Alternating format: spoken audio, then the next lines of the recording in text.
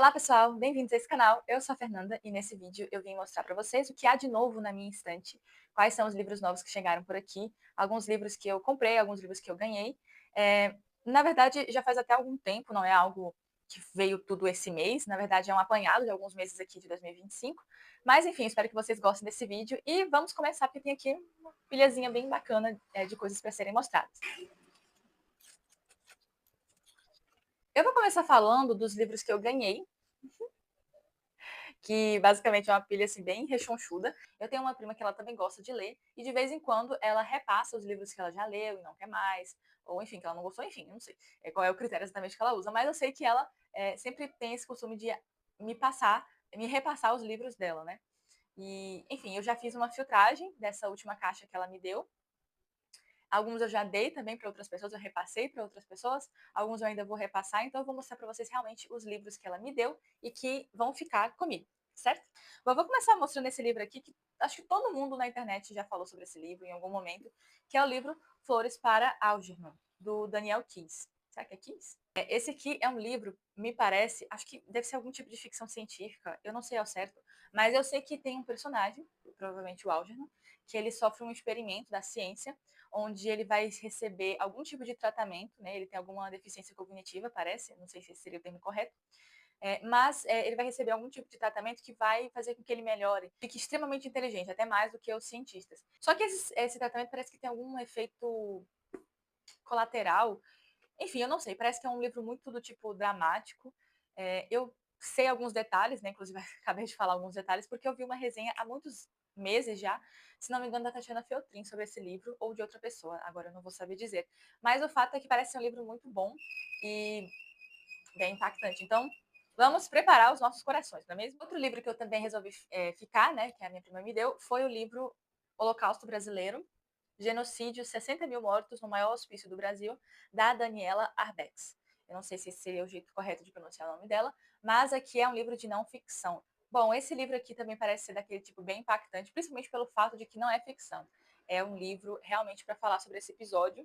Enfim, então eu não sei o que esperar muito bem desse livro, eu só sei que será impactante porque o próprio título e o próprio tema da obra já sugere isso. O próximo livro é O Cortiço de Aloysio de Azevedo. Esse aqui é um daqueles livros que a gente sempre ouve falar na escola, na faculdade, principalmente se você fez letras, assim como eu, né?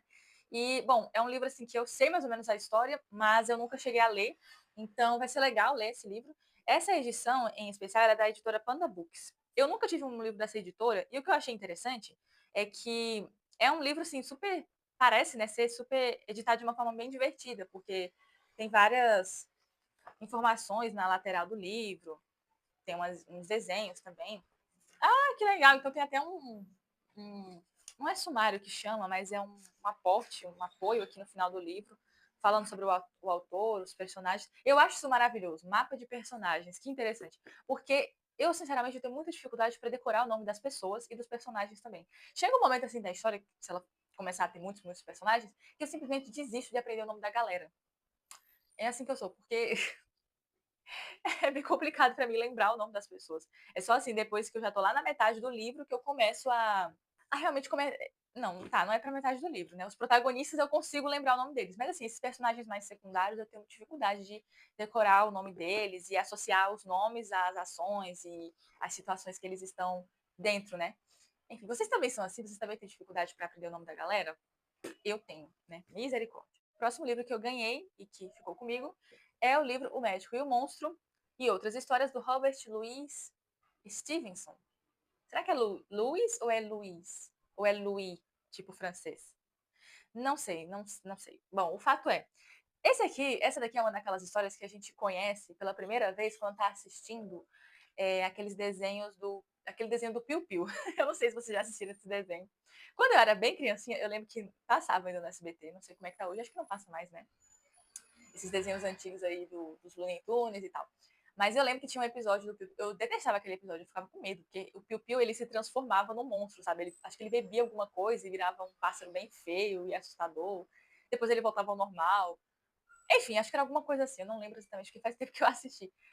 Parece que aquele episódio é meio que uma paródia dessa obra, né? Então a gente tem esse personagem que ele começa a se transformar. Essa edição aqui que eu tenho é da editora Excelsior, E eu também nunca tive um livro dessa editora, e assim, é bem bonito, né? Bem, assim, tem um corte colorido e tal.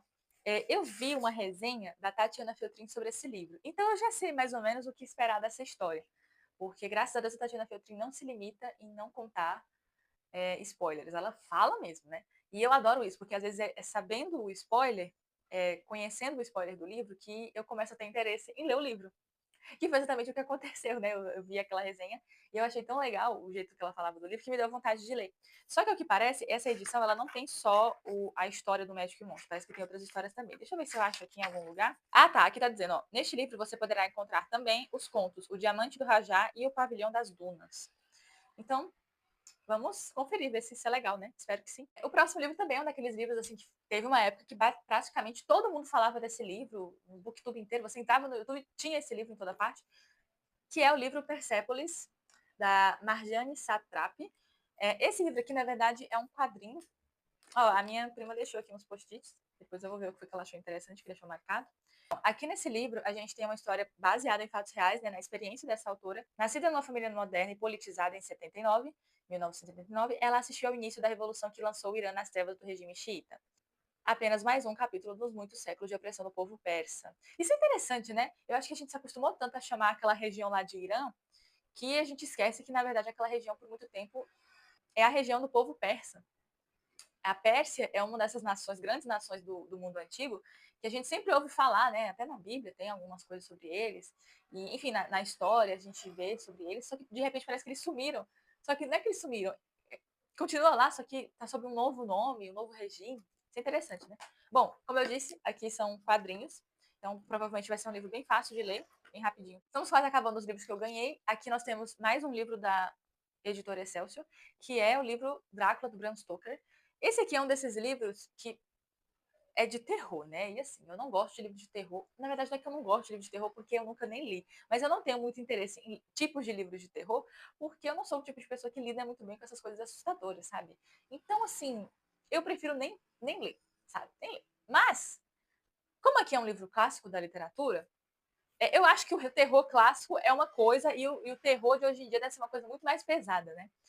E tendo em vista também que sei lá, eu vi umas resenhas interessantes sobre esse livro e algumas analogias deles com o cristianismo, sei lá, eu não sei direito. Eu sei que me despertou o interesse em me desafiar e ler esse livro. Então eu estou ansiosa, um pouco nervosa também, porque esse negócio de ler livro de vampiro sem ser um vampiro bonitinho igual o Crepúsculo é complicado, né?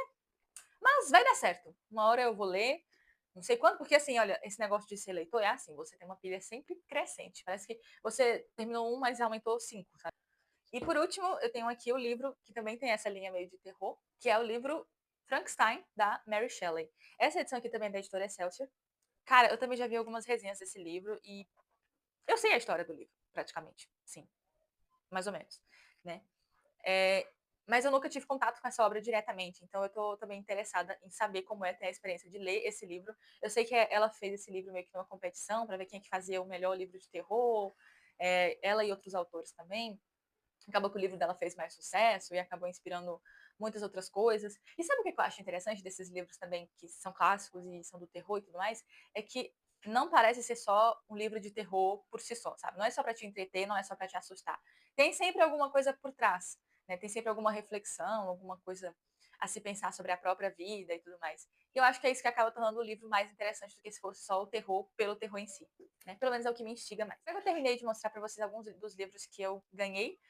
Lembrando que antes de eu receber esses livros que eu acabei de mostrar, alguns meses antes, eu recebi uma outra caixa, tão grande quanto, cheia de outros livros da minha prima também. Só que eu fiz um unboxing no modo de shorts. Então. Mas, enfim, agora eu vou mostrar para vocês alguns livros que eu comprei e que estão aqui esperando o momento também de serem lidos.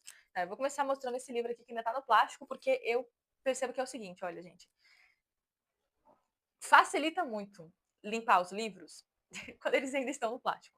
Então eu tenho tido essa tendência de que quando eu compro o livro, eu só tiro do plástico quando eu for ler ele. É assim que eu sou. Então aqui a gente tem esse livro aqui que eu tô cobrindo o preço. Eu nem tirei o preço dele. É o livro Mitologia. Aliás, o livro de ouro da mitologia, Histórias de Deuses e Heróis, do Thomas Bulfinch. Bom, esse livro aqui é o que parece um dos melhores livros sobre mitologia grega. E eu acho isso aqui é da editora HarperCollins. E acabei mostrando o preço do mesmo jeito. É. Mas enfim, na verdade eu também ganhei ele, eu não comprei. Só que já faz algum tempo, né? Eu ganhei da minha madrinha. Eu acho interessante ler, conhecer mais sobre mitologia. Primeiro que é uma coisa interessante, né? Essas histórias míticas, elas são instigantes, né? Mexe com a fantasia da gente. Segundo, porque eu gosto muito de mitologia. Eu fui uma dessas adolescentes que cresceu lendo Percy Jackson, então é uma coisa que dá um gostinho bom, né? Mas também porque eu tenho vontade, sabe, de ler os grandes clássicos, tipo Ilíada, Homero, e tenho vontade também de reler Lusíadas. Só que é interessante que essas obras, elas trazem muito da mitologia grega. E se você não sabe quem é aquele deus, ou quem é aquele mito, quem é aquele personagem, às vezes você perde alguns detalhes da narrativa, né? Então, por isso que eu comprei esse livro. Né? Eu também vi uma recomendação dele na Tatiana Feltrin e parece que é muito bom. E eu também comprei esse livro, já faz algum tempinho também, está esperando para ser lido, também está no plástico, que é o livro A Bailarina de Auschwitz, da Edith Eger, bom, não sei ao certo, mas o fato é que esse livro é um daqueles baseados em fatos reais, então essa mulher realmente foi para o campo de concentração, e ela tem uma história bem trágica, né, porque foi ela, a sua família, eu não sei a quantidade de pessoas que faziam parte da família dela, mas eu sei que ela e a mãe estavam lá juntas, e chega um momento em que cada uma tem que ir para uma fila, só que a mãe dela parecia ser muito jovem, então o oficial, o soldado, alguém ali responsável, pergunta para ela se aquela mulher é mãe dela ou irmã dela. E ela diz que é mãe. Só que ela achava que se dissesse que a mãe dela era a mãe dela, talvez ela, por ser mais velha, teria mais um tratamento melhor. Mal sabia ela que o fato dela ter dito que a mãe dela era de fato a mãe dela foi o que levou ela para a fila da morte. Então, assim, você imagina só, essa mulher tendo que lidar com essa situação, né? E parece também que ela teve que passar por alguns episódios de ter que dançar balé para aqueles que destruíram a vida dela, né? Acabaram com a família dela. Então, assim, parece que é uma história muito interessante de superação também, né? Porque como foi que ela superou tudo isso, né? Todo esse peso, todo esse trauma? Eu tenho curiosidade para ler sobre isso. E, enfim, é um livro que eu já vi uma recomendação há muitos anos já até, no perfil do Instagram lá do Clube das Penélopes. Ela teve uma época que elas estavam lendo esse livro e tinha muitas postagens sobre essa obra, e eu acabei ficando interessada em ler também. Outro livro que eu acabei comprando também, porque eu vi muitas pessoas falando na internet sobre, e que na verdade já estou lendo, eu comecei a ler, não avancei muito ainda, é o livro 12 Regras para a Vida, Um Antídoto para o Caos, do Jordan Peterson. Ame ou hate, ame ou odeio, é, você já ouviu falar nesse cara e talvez você goste dele, talvez não, mas o fato é que, para você ter certeza se é bom ou se é ruim, você tem que experimentar, você não pode só se deixar levar pelo que os outros dizem, né?